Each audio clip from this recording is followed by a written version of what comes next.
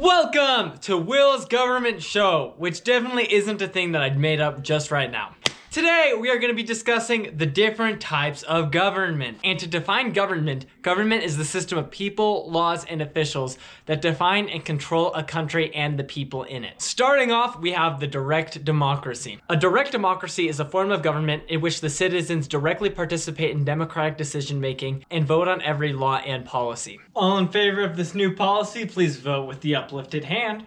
The distribution of power in a direct democracy can be either unitary or federal. In smaller communities, it would be unitary because the government has the power to reach everybody. In larger nations such as Switzerland that have a direct democracy, the powers will be distributed federally because the country is really big, and that way they can get representation from everyone. And the relationship between the legislative and executive branches is presidential, as all citizens are able to vote on their chief executive. This is a democracy because all people have a say in government and share the power in voting and making laws. A real-world example of a direct democracy is the Crow Nation. The Crow Nation is a Native American reservation in Montana. There are still officials in charge of the government, as in the chairman Frank White Clay, but all people have opportunity to participate. This is possible because the population is much smaller than that of a larger country, so everybody will be able to have a say in government, and direct democracy is possible. And this is a presidential government because all people have a say in who they elect as their chairman. And this system of government is unitary because it's small enough for everybody to have a say in the government to be able to be over everybody. Bringing us into an indirect democracy, or also a republic. I love democracy.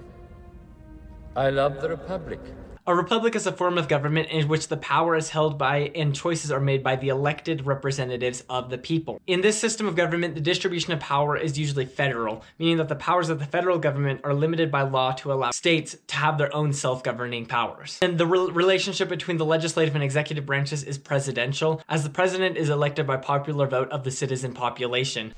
I am once again asking for your support. I choose this guy. Why, thank you, kind citizen of my country. I mean, this republic country. Hello everybody, I am the president and I represent you. You guys are the voices. You guys are what make it happen, and I just do what you tell me to do. Yeah, let's do this. And the branches of government are divided up by a constitution. This is democracy because all people have some power in government to be able to elect their representatives to support them in government. A real-world example of a republic is the nation of Mexico. Mexico is a republic with a federal distribution of power, as it has 31 states as well as a federal district. Mexico is a presidential government as all citizens are able to vote on the president. And the current president of Mexico is Andrés Manuel López Obrador. The powers of government are divided into executive, legislative, and judicial branches. Bringing us on to our next form of government, we have an autocracy. An autocracy is a system of government in which one person rules with absolute power and authority. The distribution of power is unitary, as the leader of the country has power over the entire country, and anything that they say goes. Dad, no! Darling. I guess I'm the king now. Ha ha ha! This whole dang country is my whole dang country.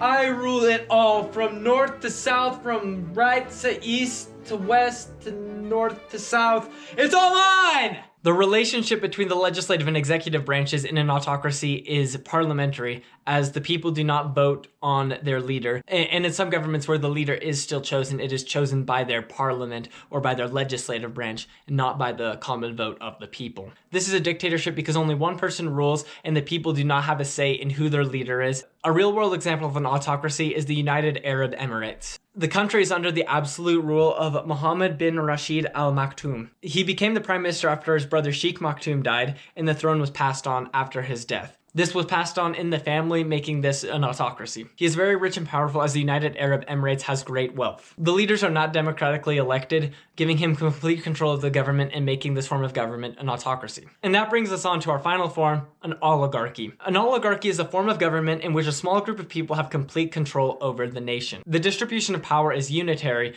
as the oligarchy, or the group of people who have control over the entire nation, and power is not distributed between states. The relationship between the legislative and executive branches is parliamentary. The people in the executive branches are chosen by the people in the legislative branches and not by the common vote of the people. We're just people. We don't have that much power. I think I'll vote for myself.